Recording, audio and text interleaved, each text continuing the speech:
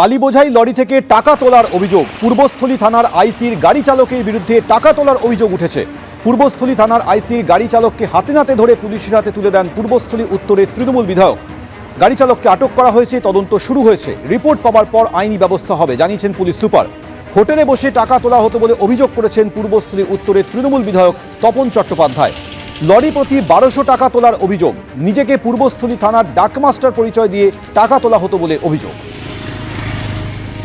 পূর্বস্থলী থানার আইসির গাড়ির চালকের বিরুদ্ধে অভিযোগ উঠছিল যে বালির গাড়ি থামিয়ে অবৈধভাবে টাকা তুলছিল এবং সেই খবর গিয়ে পৌঁছায় তৃণমূলের বিধায়কের কাছে এবং আজ সকালে তৃণমূলের বিধায়ক তপন চট্টোপাধ্যায় সেই ঘটনাস্থল অর্থাৎ যে হোটেল থেকে এই আইসির গাড়ির চালক যেখান থেকে নিজেকে থানার ডাকমাস্টার পরিচয় দিয়ে বালির গাড়ি থেকে টাকা তুলতো সেখানে গিয়ে হাজির হয় এবং সেখান থেকে সেই গাড়ির চালককে ধরে পুলিশের হাতে তুলে দেয়।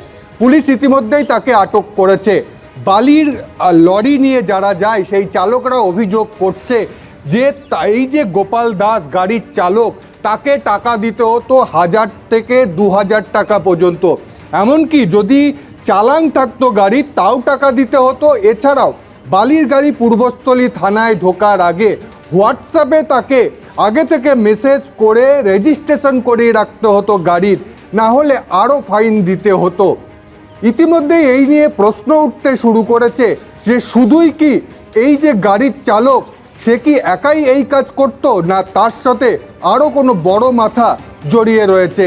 পুলিশ সুপার জানিয়েছে ইতিমধ্যে ঘটনার তদন্ত তিনি শুরু করেছেন এবং এই ঘটনায় যদি কেউ দোষী প্রমাণিত হয় তার বিরুদ্ধে ব্যবস্থা নেওয়া হবে। রানা দাস, এবিপি আনন্দ, পূর্ব বর্ধমান।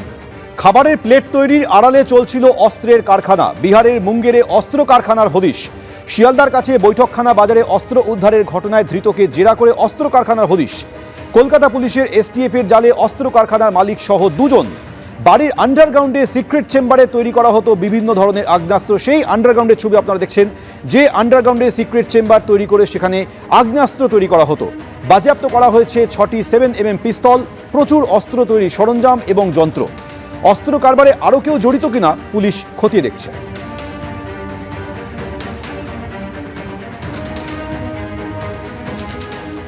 তৃণমূলের 2 নেতার সংঘাতে জলপাইগুড়িতে রাস্তা অবরোধ। কালীপুজোর মেলায় জুয়ার আসর বসানোর প্রতিবাদ করে পোস্ট।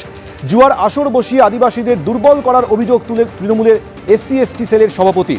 মেলার উদ্বোধক ছিলেন তৃণমূলের শ্রমিক সংগঠনের জেলা সভাপতি তপন দে। SC/ST সেলের সভাপতি কৃষ্ণদের ফেসবুক পোস্টের বিরোধিতায় পথ অবরোধ হয়। অসম মোড়ে জাতীয় সড়ক অবরোধ তপন দের অনুগামীদের। যেখানে বিশেষ করে সাধারণ শ্রমিক তো শ্রমিক আপনার মুখে নিচে আর লাগ